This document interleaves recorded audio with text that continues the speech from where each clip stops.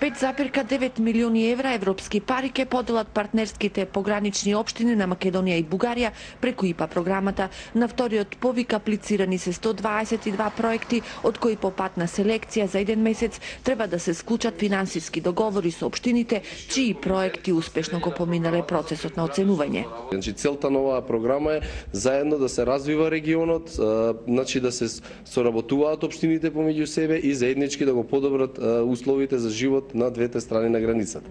Интересот е голем кај општините и невладините организации. Оваа програма е на партнерски основи, а квалитетот на проектите од вториот повик е на многу повисоко ниво, што може само да не радува.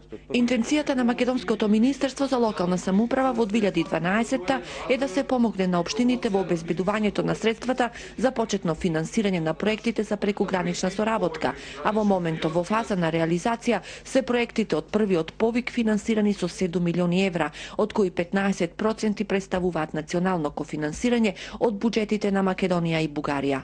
Би сакал да изјавам дека успешно тече реализацијата на сите оние проекти кои што ги добија општините од Република Македонија и Република Бугарија во висина некаде од околу 7 милиони еври, кои тоа се околу 34 проекти кои што се во тек и во реализација.